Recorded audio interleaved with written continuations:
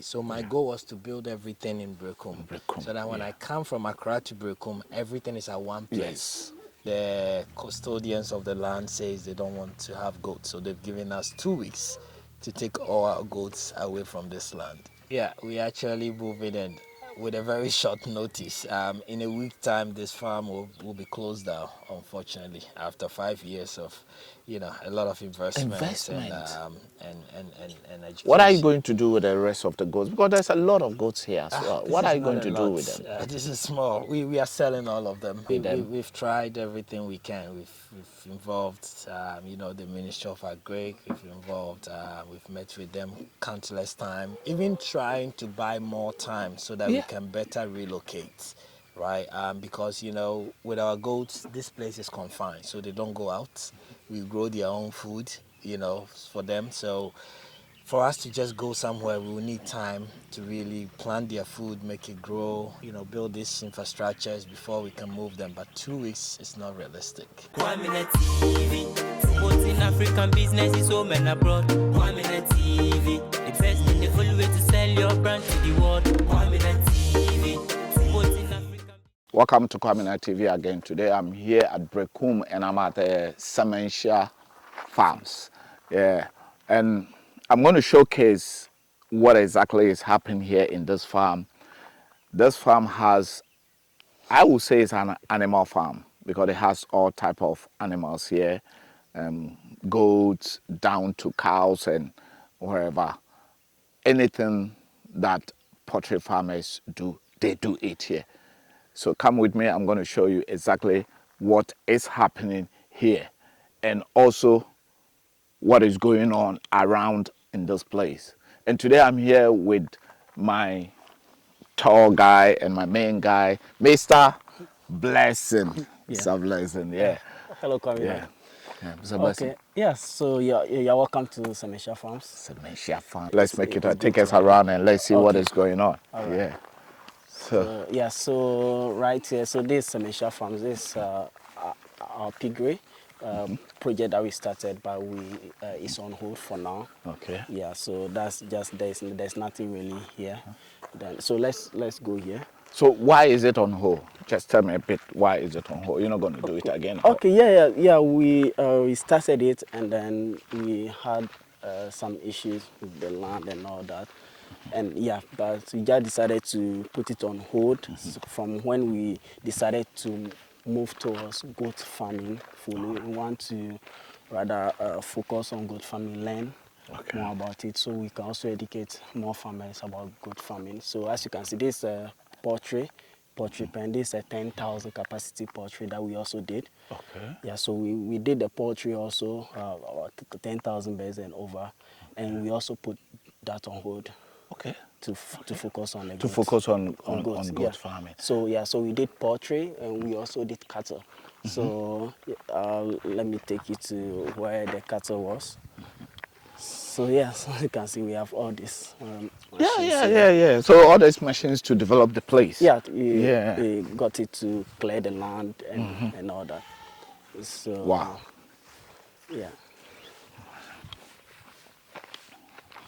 So over there was the cattle ranch. We sold our cattle about I think the beginning of 2020. I've seen something there. What is this? So these are the crates that the goats come in. The South African goats when they are flying in from South Africa. Okay. This is where they keep them. So this crate can take about 50 plus goats. Wow. Yeah, but now this is what we are using for our nursery pen. So when the nursing mothers, when they give birth, we bring them here to isolate them from the others. Okay. Yeah. So that's that. Okay. So basically that means this is like a transportation. Yes. They pack them in. It's like a crate where you pack the goats and you have your own water here as a borehole? Yeah, we have a borehole to give them water. Wow. And then, so this used to be the cattle ranch, where we had over 250 cattle, and we sold all those cattle in 2 days. Why? It's because of the issues that is No, coming no, up. no, no, no. That was when we decided to move to goat Purposely farm. to goat To goat farming. farm, yeah. So we intentionally decided to sell it. So when we just announced that we are selling our cattle, within 2 days we were able to get Wow. buyers to clear it all off. So now what you see here, we are planting the sementia grass here. Yeah, it's in the dry season. Yeah. But you see the greener places. That's the sementia grass. That's the feed that we give to our animals. So yeah, you can see it here. Okay. So if you can see that So this is, basically, you plant it on your own. yeah, you can look at how this is turning yellow and this is still green. Yeah, it's drought resistant, It's all and over this has up to 18% protein as Oh. compared to our local grass. So this is what we used to feed our animals. Wow. Yeah. That is great. So that basically the animals are organic. Yeah, this all we feed them. We also feed them.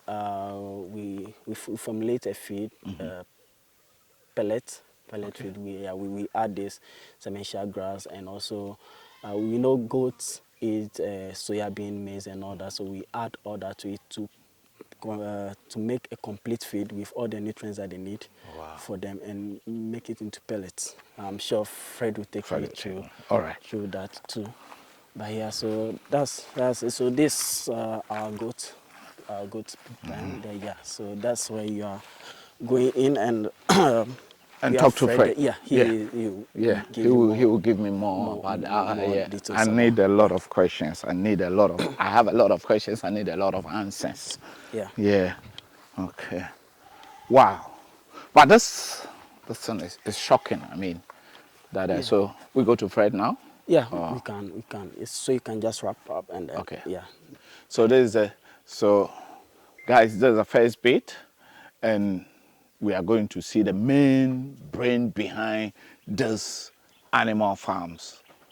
Let's say goat and other things, but especially now it's goat. Aponchi. Let's go. Hey, hello, Mr. Fred. Are you good? I'm good. And you, I have to ask you if you are good. I'm good. Because you were not feeling well the last time when. I'm healing perfectly. I'm ready for you. I have enough energy to be able to. Wow, that is great. It's nice to hear that, Great, Fred. great. Oh, Nice to God. see you. Yeah. Nice to see you. Do you want to go in? You Yeah, you yeah, Have a let's- seat. yeah. Thank you. I love this. These are goats as well, isn't it? Yes, they are goats. Hey, this one, when we take it to tree, say, "Omo ya kese for power." Yeah, very big. Yeah. Wow. Different. These ones are not from Ghana. So, guys, I am here with Mr. Fred, Yeah. the main brain behind this goat farming. Let me greet you again. I say I'm very happy and impressed to see what I'm seeing. Yeah. You haven't explained it to me, but I'm already happy, and I love what I'm seeing. Yeah. I'm glad you are. I'm glad you are. You know. You are the main brain behind this animal farming, Yeah. especially this goats. Yeah. I haven't seen anywhere in Ghana that have more goats Yeah. than here. Yeah. I haven't seen it, not yet. Yeah. Yeah. And also, with a lot of information on how you specialized in goat. Yeah. Can you tell me much about why goat? Yeah. Because just tell me much about Yeah. it. I think the journey began with cattle, and you know, just like this year, my goal is to help people farm like a business, right, and succeed. So I started with cattle. So I grew my cows from about 15 cows to about 250 cows right here. Stop there. Yeah. let me fix my chair well. Yeah. First of all, tell me, who are you? Who is Mr. Fred? Where did Mr. Fred come from? So I come from Brekum, which is where we are, in a small town called Sinasi. This is where I grew up. You know, did my elementary school here, and then had the opportunity to travel. So I've studied in different universities around the world, lived in London for years, and then Oh, you moved lived in London as yes, well? yes. I lived in King's Cross for about Ah, 2 years. that is main town, main Yeah, city, yeah, yeah. city. I went to school in Russell Square Oh, wow. University, so yeah. I would take the Piccadilly from Yeah, yeah, King's Cross yeah, to yeah, Russell yeah. Square every morning. So you're a Londoner? A little bit of a Yeah, Londoner, yeah, yeah. yeah. I'm from Yeah. Milton Keynes. Okay, yeah. I did Yeah. a bit of traveling in Edinburgh, in Scotland, yeah. And then moved to the US and lived in San Diego for a while, and then moved to San Francisco, and then moved back to Ghana in 2016 to actually come and start Uber in Ghana. So yeah, I did that Uber for 2 years, and So you are the guys who brought Uber first to Ghana? yeah. So Yes. yeah, Because I remember that time. yeah, Okay. 2016, yeah. When the Uber general manager or operation manager was a Ghanaian. Yeah. Yeah, was a Ghanaian yeah. lady, I think Ashanti Oh girl. So yeah. no, that was recently. So we Oh, started. okay. That was yeah. I was the first, and I left, and a guy came, and then a female came, and I think now there's another female. Oh wow. Yeah. So I came right at the beginning. I was hired when I was in the US, and basically they moved myself and the family here to come and start it from the beginning. So You have a lot of story. Let's go back to we go back to farming. yeah. Let's go back to farming. You have a lot Yeah. of so you've been moving all over, but I think traveling is good, Yeah, of course, definitely. It's and with it's- education, it's plus. Yeah. So Definitely. were you yourself? Were you an agriculturist? No, You No. went out to study agric. no. I've always studied entrepreneurship, business. That's always been my field. The agriculture came in.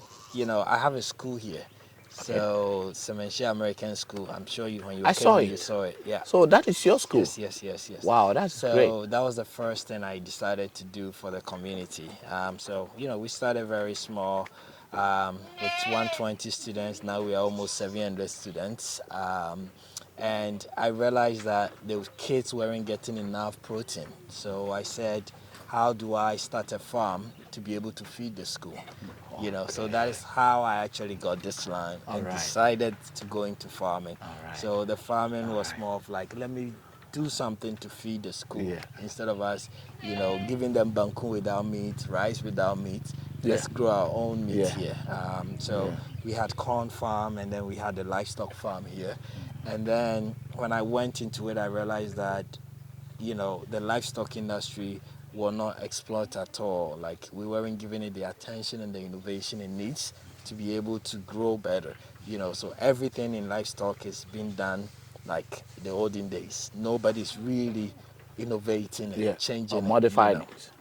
So I became, interested, and I said, okay, let me look into this. So I traveled to Mexico, visited a lot of ranches, Wow. learned a lot about cattle farming and sheep farming, goat farming.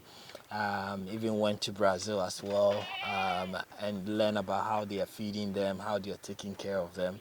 And then came to Ghana and decided to basically implement what I've been learning. And over the past 5 years, I've just been traveling and learning how to improve livestock industry in Ghana and Africa, and that's how we started our YouTube channel, Farming in Africa, basically to educate farmers about what we are doing, so that they don't have to repeat the mistakes and can all learn from the knowledge that I have acquired over the years. And give it to them free.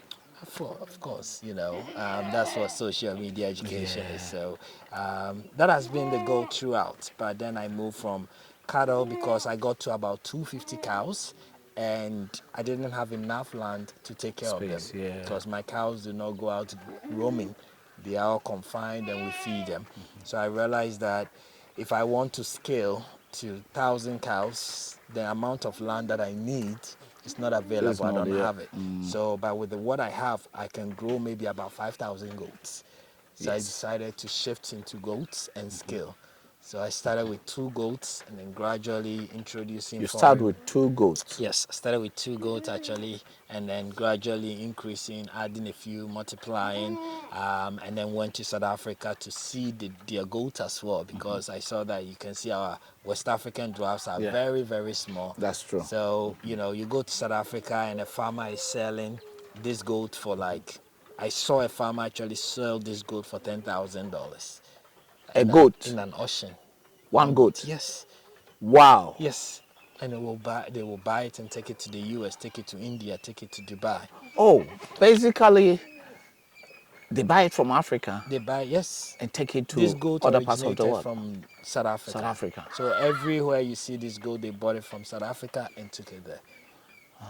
Right, so these breeds are from South Africa the same way that the West Africans are from Ghana, Nigeria, right? The Sahelians are from Mali, Burkina, Niger. So these are also the goats from South Africa. And I was saying to myself, that's not fair. If a farmer in South Africa puts in the same time, the same resources, and sells his goats at $10,000, and a Ghanaian, I put the same effort and time and I sell my goat for $50, that's not fair. That's not fair. So, not at all. So then that's when the brain, I was like, how do I get these goats here? And improve the breeds that we have here and add value to other farmers as well. You know, so we started bringing these goats here and breeding them in Ghana as well, and in Nigeria as well. So over the years, that's what. And Nigeria, you mentioned Nigeria. Yes. So you have another farm in Nigeria. I don't specifically own a farm, but I have farmers there that I train and mentor. That we've brought goat from South Africa to them. We've sent maybe 100 goats of these goats to Nigeria. Every year we send goats to Nigeria to also help them improve their breeds as well. Oh, wow. Yeah. You've done a lot for Africa. I'm not going to say only West Africa, Africa, because we've been going around to look at what is there and also coming back home and, educate people. Yeah. That's really I would say we thank you for that. We need people like you. I think if we have about 10 like you here even in Ghana, we'll go very far. They are coming. You know, I see a lot of YouTubers coming up now. You know, when I started the YouTube channel, nobody was really doing anything about agriculture. You know, it was all about entertainment and stuff.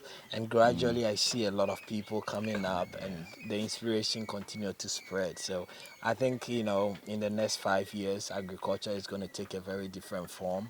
We're going to be well represented. You know, so I'm looking forward to the future. Yeah. Tell me. Yeah. I've heard that you say you want to move from here. Yeah. It's just a rumors, but as I'm with you here, you are the main guy. Tell me, why are you leaving this place that you plan to, at least putting over 5,000 or more goats here, as now that you have started being, farming only goats. Yeah. Why are you moving from here? And this is your hometown as well. Yes, so why? Is it a rumors or is something? It is true. Yeah, we actually moving in with a very short notice. In a week time, this farm will be closed down, unfortunately, after 5 years of, you know, a lot of investment. And education. What are you going to do with the rest of the goats? Because there's a lot of goats here as well. What are you going to do with them? This is small. We are selling all of them. I think we recently, you know, a few weeks ago, we were summoned by the chiefs of the community that, you know, goats are not allowed here anymore, you know, so we should take our goats. They were allowed before.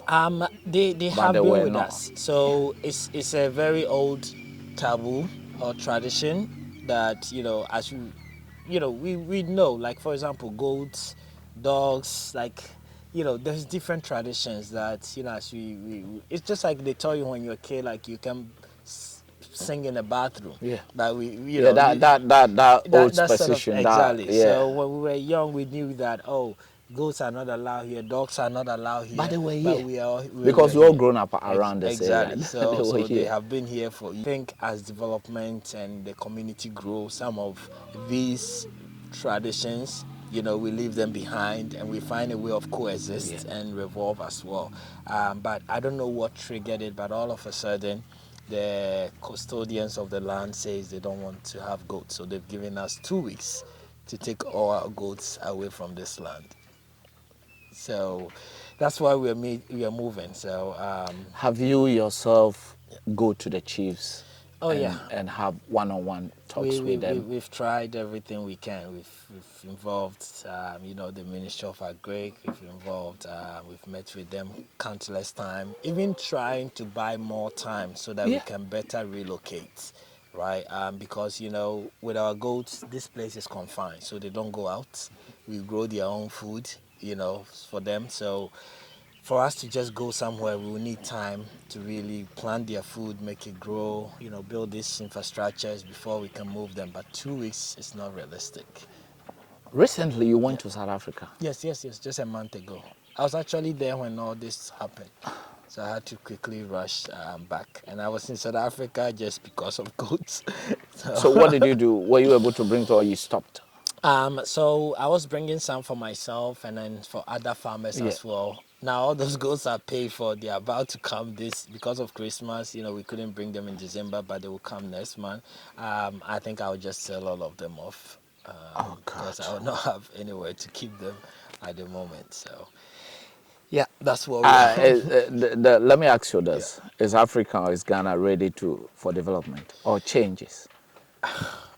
In terms of this, if something like this happens? Yeah, that's a good question. Do you think? I think we say it, but are we truly ready, right? Because yesterday I was telling someone that, you know, last 2 years I actually invested about 1 million cedis into this. Last year, just 2023, I'm building the biggest goat pen in the whole of Africa. Right, and that pen alone, I've already spent about 400,000 in 1 month. This 400,000 went into this community. It went into the pockets of carpenters, masons, laborers, and all the people that came to work there. Like, how many times has this community in a month seen 400,000? And that's what development is. Development is not one person being rich, but pumping money. And also putting money into the economy. Exactly, because then that mason gets the money, gives it small to the wife, gives some to the Pay kid, school fees, you know, and then money circulates. So within that 1 month, the climate of the community changes because there is 400,000 in the community, and that's what development is. So when we ask people to come in, whether they are indigenous or they are foreigners, to come and invest, we need to find a way to coexist, right? And that is what is missing, because with this experience, you know, people will be cautious. I will be very cautious. I don't even know if I'm going to do anything this size anymore, because the amount of money I've pumped in here, it's been years of hard work, right? I don't think I have that energy to do that, to do that that money again, and come back and put it in again, you know. So it's hindering our progress. But you are special. We don't want you to stop. How can we help? How can we help? Because I think this is one of the things. It's unique. Yeah. As I said from the beginning, I haven't seen anything like this in Ghana. And a few African places that I've been. I haven't seen anything like this. So how can we help? I don't know. Maybe the chiefs. I mean, if they come back to me and say, Fred, like, you know, we'll give you room to do this. Let's find a way to work with the gods and because and I think the gods want development. Exactly. So the gods will not be wow. Yes, anyway. So, it's unfortunate. It is unfortunate. But the reason why I asked you that question was, I have a lot of friends. I talk to most of the diasporans, mostly the African Americans. So me coming here purposely is to showcase this place and also get a bit of your intelligence to the people, those who want to come, and also. Especially, this is the area that we're all from. I grown up in Sampa. Oh, okay. We moved to, I mean, my stepdad moved to Sunyane, then we went to Sampa. So I know this area. So I see that most of the people come and they stay in Accra and surrounding areas, Cape Coast, and but they haven't focus on this side. So Yeah. my aim is to, I mean, let people know that Accra is not the The only place. Yeah. And mostly if you want to go into farming, like people talk to me, Yeah. it's not Accra they want to base. Yeah. So we want to bring them out here. But Yeah. something like that's happening. Yeah.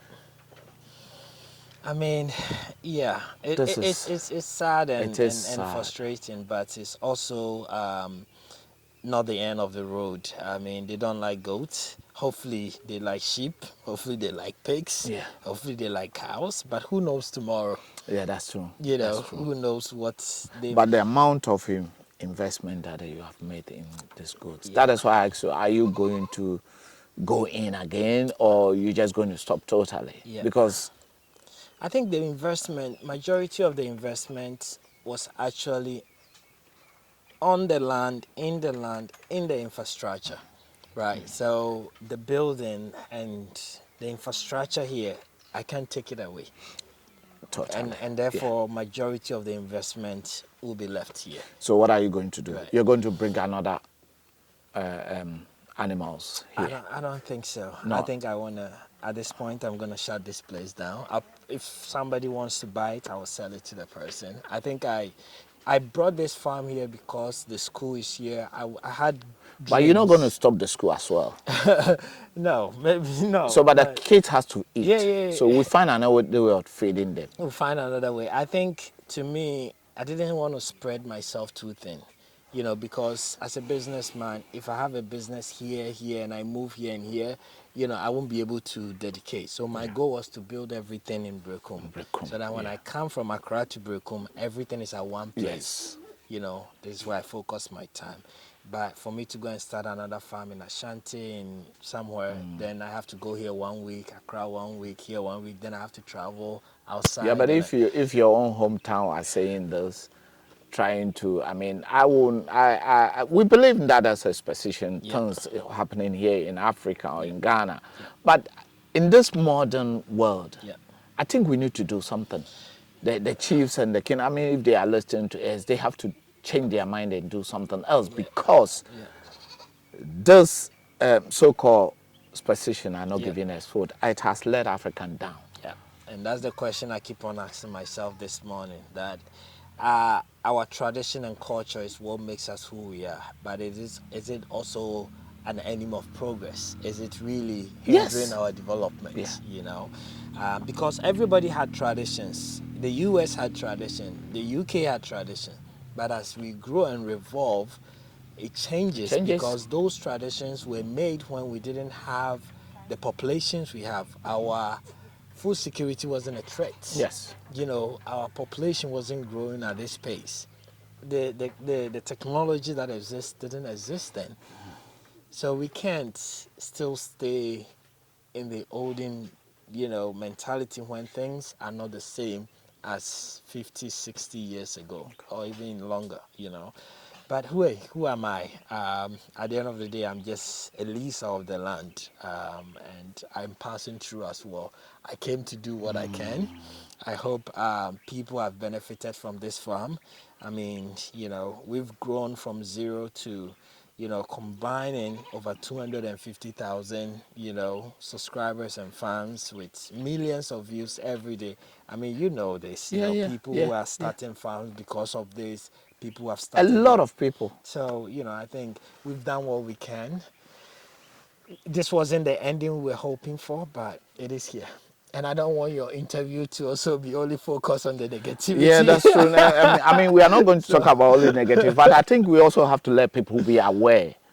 This one is awareness. Yeah. Because if someone has a plan to come to around this area and do poultry farm, do an animal farm, and something like whatever you are coming to do, because you can't be doing, or let's say goat is now, but what do you know about tomorrow that they're going to say we don't need cows or we don't need pigs? Yeah, another chief. Or we don't need another chief who come. Yeah. So that is why sometimes we have to say exactly what is on reality, what is happening. Yeah. Because if you fall into victim, it's not a small thing. Yeah. It's not a small investment, Yeah. and mostly people are coming back home to invest. Yeah.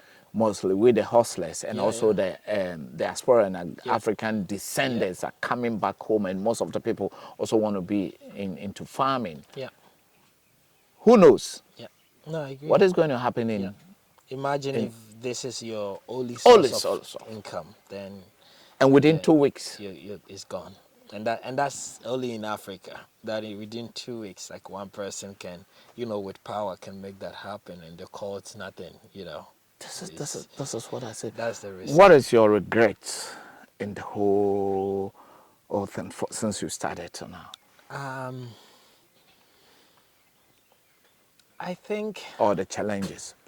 Because I say regrets, Yeah. it's We've been learning. This farm is supposed to be a learning ground for Africa. That was my goal. So even I invest, and inject a lot of money into it. My goal wasn't really to breed goats and sell, for consumption. My goal is like, how do I create a model that is replicable, so that tomorrow if somebody comes and he says, I want to start a goat farm, I can say, hey, follow A, B, C, D, and you will succeed. Right, and pick that model and give it to that person, and it goes and it works. So this is a learning ground, and that's why people from all over Africa have come here. Some will come with their workers and say, we want to spend 1 week here. Some will say, we want to see how you build your structure. How are you planting the feed? How are you processing the feed? And that is the goal of this place, right? And it's been going very well. I mean, the number of people that have visited this place, that are being inspired by our YouTube channel, our TikTok channel, to me that's success.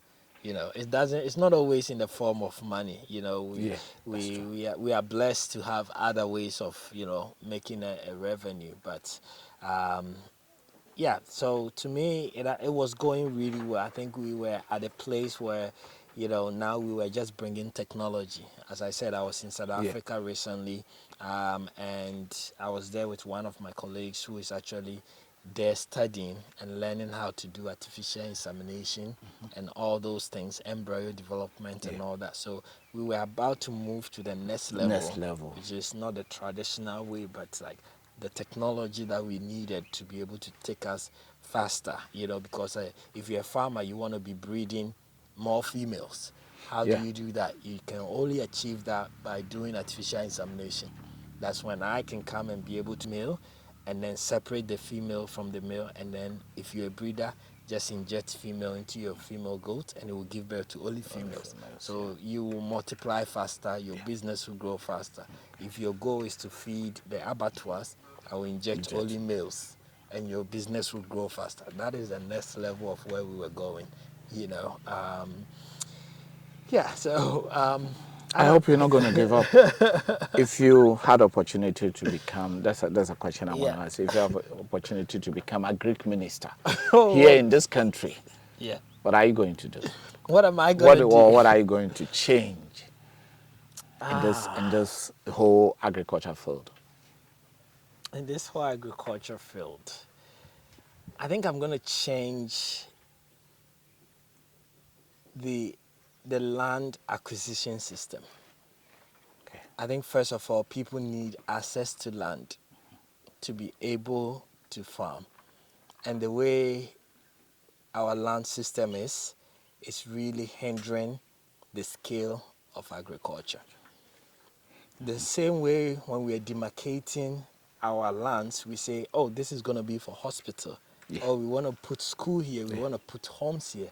The same way we should say we want to dedicate this hectare of land for agriculture. Not just only agriculture, but this side for livestock, this side for crops. Wherever there is a river, wherever there is water source for crops and livestock.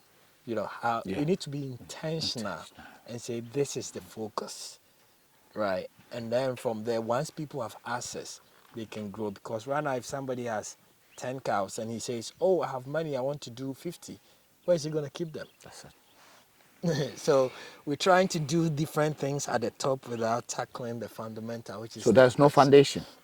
Since the access to the land for people to build it on. Look at how many people have died from conflicts between Fulani herdsmen. How long is it going to take? for us to move, even move our cows around without proper feeding and all those things, because you can see some of the cows on the road and they've grown very lean because the area they don't have proper food. Yes. But if we modelize it to be like the way they do it in the West or other part of the if you go to like Mexico and all those places, feed them properly. Not even the West, right here. So when I went to Brazil, I discovered the sementia grass, which is basically picked from Uganda, taken to Mexico and Brazil, Colombia, all the Latin American countries, and they grow that in hectares. I went to a farm, a guy had 70,000 cows. That was the first place I saw a cow deliver. Every minute a cow was giving birth, every minute. Wow. Right, 70,000. And he has hectares of land and he's planted this grass. This is the same grass we have here that we feed our animals with. So I brought the seeds here and now I planted. I have about 130 acres of food in planted. Yes, planted. That I cut, feed, process. So in the dry season, you can see they are eating hay. Yeah. So we have bales of hay that we've stored. So basically just like in the West, because I go to farming. I remember when I was in Germany, I worked in a bit in a farm place, and that's what they feed them. Yes. So this is what needs to be scaled. But then that's why I'm tackling the fundamental, which is the land. So if somebody, a young guy says, I have 10 goats, I want to confine them, but I need another place to grow feed, does he have access to that land to be able to do that? No. It doesn't. Yeah. So then that becomes a problem. So that goat and cow has to be roaming around, causing issues. And how can we grow with that? Those random goats that are not getting the right nutrition. Look at what I'm doing. So I believe that to be successful, number one, you need to start with the right genetic. And that's why I'm introducing these guys. Because if the genetic is wrong, no matter how well you feed it, how much you treat it, it's still not going to give you the size you want. Yeah. That's but true. if it is built in this way, then the next thing you need is good nutrition to harness the potential of that goat. So when I bring these goats from South Africa, with the grass, with other minerals, I mix together and I process their food. And that food has all the minerals they need to be able to grow well. Right? So once that is processed and they are eating that, then you are sure that they have all the minerals to be able to get to their full potential, just like human beings. Yeah. We need vitamins, we need protein, that's true. we need this. You need all those things to grow. Exactly. Yeah. Even though we even in our age, we still need those things. Of course. Yeah. To So when live. you have a goat and a cow walking around and he needs iron, iron is found in salt. How does a cow or a goat get salt? Yeah. The amount of stones that goat will get before you know. I'm telling you. And that's why you see them eating plastic. Yeah. Somebody has on the street. Yeah. He's trying because to there's salt in. Exactly. So how do you expect to get results when that goat is not getting that nutrient? That's true. And that's what we're trying to do here, right? So we were on a journey to really tackle all these issues. Quality genetic, good nutrition, good animal health, and proper management. 4 things. Once we're able to get this right, then now you can set people out to go into farming. Okay. That is great if you become an agriculturist. I think we need to give that position for you. But also, I know you are packing out from this place. Yeah. But what advice will you give it to people outside there, people who want to go into farming, animal farming, especially goats? Yeah. As the little you have said, I think a lot of people are learning about this. Yeah. Those who are watching us now, they are learning about this. Yeah. What advice will you give it to the people who are coming down to Africa, mostly the diaspora, the African descendants? Yeah. When I say that, I mean the people who were taken away years ago, And coming back, who are coming back, because, as I said, a lot of people talk to me. Yeah. What advice will you give to them if they are coming back home and go into farming in general? Yeah. I mean, animal farming in general. I think animal farming in general is good. It's the market and the opportunity. I mean, the amount of money we spend on importation is unthinkable, right? So the opportunity is this, and it has to change. You know, we can't continue importing. We need to know what we are eating. So that will change. So that already presents an opportunity which exists. So yes, it exists for us to come, but number one, you need to learn. You need to know what you're doing. That you need to speak to the experts. You need to, if you want to do it Expert yourself. like you. I mean, Yeah. mostly expertise by degree. I don't have degree in No, no, agriculture. I just have experience in what I've done over the years. and it's more than they expect because I hope so. education, school Yeah. education is sometimes different from Yeah, what you yeah, learn practically. I mean, I do you agree. live in England. Yeah. You know, in certain jobs, when you apply, they say we want experience, Of course, not yeah, that yeah. your You master just, yeah, degree yeah, or the degree. PhD that Yeah, you yeah, brought. yeah. Yeah. I So agree. I have brought people here that I was like, you don't know what you're doing. Go back, like But yes, you need to make sure that you're talking to the right people.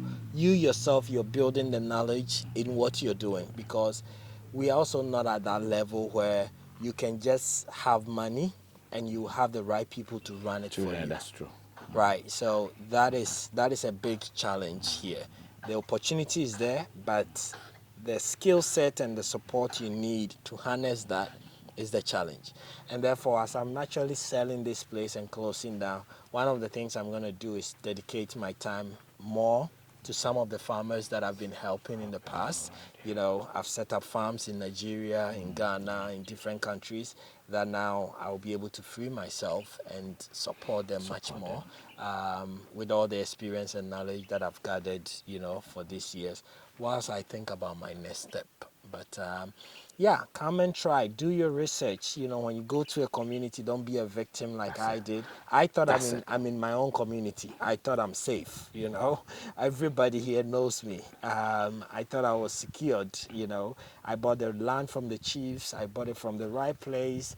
I don't have any land, litigation issues. Mostly we think that's the only issue, but today I'm finding out that no, a chief can wake up tomorrow and tell you, I don't want this in my community. How do we trust them? How do we have assurance that they will protect our investment? That it's tricky. So please make sure that you carry the community with you. Make sure that you're working with the chiefs and community. And Were you not you working know, with the chiefs and communities? You I were think working I with think them. they know of it, but it's like, I don't know. Maybe there's something. You have school. Yes, there's something I'm expected to do, but this is not even just about me. This is a whole thing they are doing. So it's like, even if you're working with the community and the chief decide not to Not do to it, then have what a would you yeah. do? I don't know. I can't tell. Mr. Fred, I don't want to Yeah, take much of your yeah. time. I want to thank you for your time today.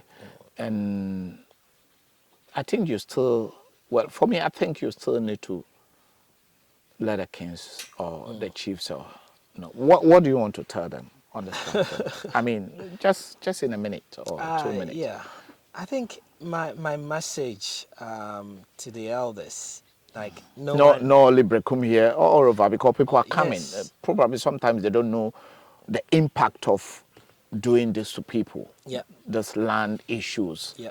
I had an interview that a person that came and bought a land somewhere in mountains, in Accra area Agree. Yeah. mountains, and it happened like this. So, what advice or what do you want to tell the kings Yeah. if they are watching? And I know they are watching. Yeah. I think, first of all, there's the chiefs are the custodians of the land. You are a chief of the people. Yeah. If you can be a chief of an empty town, there has to be a people. Yeah. And your people needs development. Yeah. Your people need to grow. As a chief, I think you'll be proud when there is development and growth in the community for the people, and you do this for the people. In order to harness that, we need to create a safe environment for investors. We need to be willing to allow people, strangers, to come in. Every community talk about, we are welcoming. Yeah. We are open to people coming. But those people that are coming, they are not indigenous. So they will come with something that is not the same or even accepted in your community. What do? You will have the Zongo people that came and have been accepted into this community. Yeah. When they were coming, they came with their livestock. Of course. And you accepted them and their livestock. If today you tell them to move, Because you don't want their livestock. Then, but they came with it, you knew it, and you accepted them. That can bring a huge conflict. That's it. Right? So we need to find a way to develop whilst we honor and respect our traditions. And that's the only thing I can tell. We need to find a way, whatever that way is. The gods, us, the chiefs, we all need to come together and find a way to coexist peacefully without also killing ourselves because we are not developing. There's 7 guys that work here. But in the next week, all of them are going to go home. And also the carpenters, the hand workers as well. Yes. What are you going to do with your school now? How will you feed them? That's the last question I ask you. Because I thought about school is education is a future. That's for why Africa. I started with education. Yeah. So what are you going to? Because if people are not getting what they are getting before, they may change their mind. Yeah. So what are you? I mean, that's why I'm That's here. the last question. Yeah. That's why I'm here this year, to try and work with, the school administration and see what are the best ways we can to be able to start sourcing food from other places and what we can do. At the moment, it's all just messed up. Like, I'm trying to really find my feet on, because this was not expected. Yeah. This was a huge blow, and yeah, and I don't have the answers for you guys. I'm sorry, but it's, I know the school is very dear to my heart as well. I believe in the impact we are making in the lives of the children, and I definitely want to continue and find better ways of feeding them and making sure that as we are nourishing their brains, we are also nourishing their body to grow well. So, yeah. So, Mr. Fred, you said you produce your own feed. Yeah. Also here, not only the glass feed. Yes. So we have 2 types. So we have the grass seeds that we plant and grow for the animals. But the grass has protein and fiber. Yeah. Animals need more than just protein and fiber. They need their carbohydrate, they need their copper, their zinc, their calcium, their phosphorus. Just like what human being Exactly, selenium. Some things are different from human, but they need a whole component, macro minerals and the micro minerals. They can get only that from grass, and that's why our goats that are walking around eating only grass are not growing bigger. So what we did is we took all our raw materials to South Africa to a nutritionist for them to examine at the lab and see what we have and what is missing. Out of that, they also designed a mineral pack for us. So we then mix our maize, our soya beans, our wheat brown, the grass, and the mineral pack together, and then we formulate this feed. So if a goat doesn't step out and he eats only this feed, he gets all the minerals he needs to grow. So and did you formulate it here? Yes, we do this here. You have because we have the machines. we brought the machines. That's what I'm trying to ask. Yes, and that's what. Wow. I mean, we have about 300 goats. 300 goats. We feed all of them. We feed about, maybe 500 kg every day of this food. Wow. Every goat gets the amount they need, right? And they go. And this is what we need to be able to grow our livestock. Yes. If we want people, and all the chiefs now are even telling us, keep your goats inside, keep your cows inside. We don't want trouble with other farmers. This is the solution. This is the solution. As you're going into the dry season, you will see cows and goats skinny. Yeah. This is the solution. There's no food. It's drying. So in the next, if we're in December, January, February, you see people will be forced to actually sell their cows and goats. Why? Because there's no food for them. This is the solution.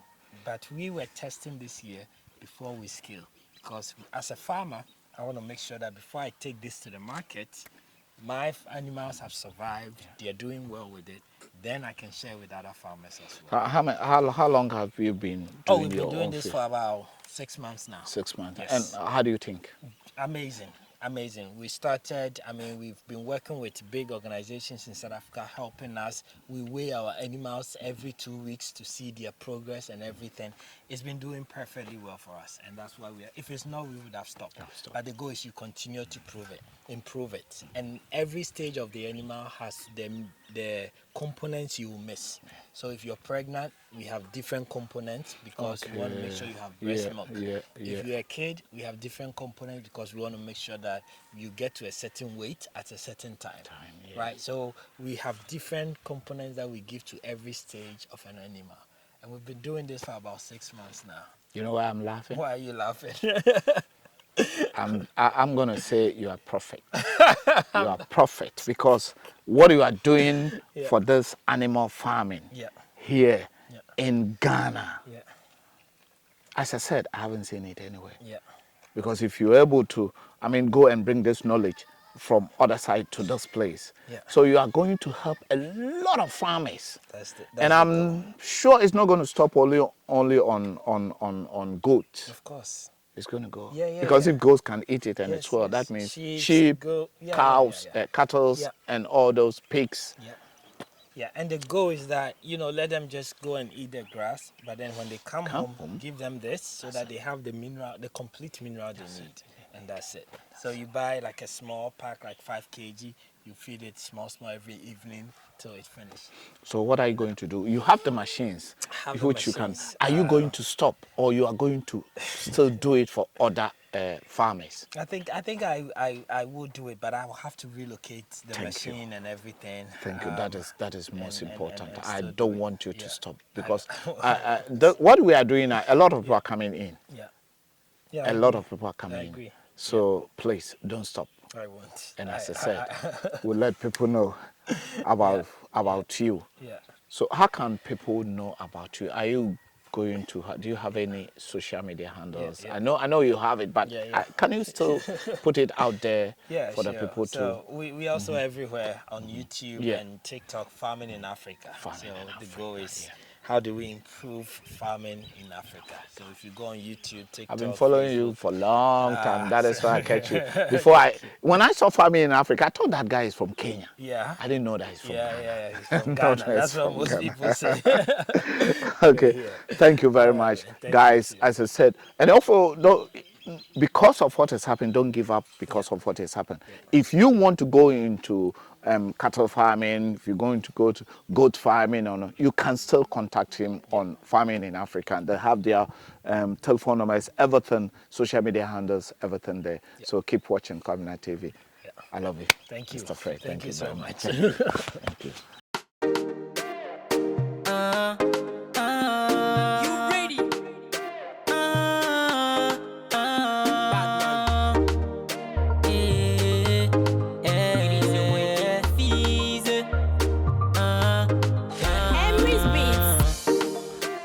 Talents are heading, most of these businesses we don't see. The best pictures are heading, I just say most of these talents are heading, most of these businesses we don't see. Kwaminat TV, about to no need to worry, baby. No need to worry, baby. Go like and subscribe to Kwaminat TV. Supporting African businesses home and abroad. Kwaminat TV. Investing the only way to sell your brand to the world. Kwaminat TV. Supporting African businesses home and abroad. Kwaminat TV. Everything is free, we just need to feed the team up. Kwaminat TV. Supporting African businesses home and abroad.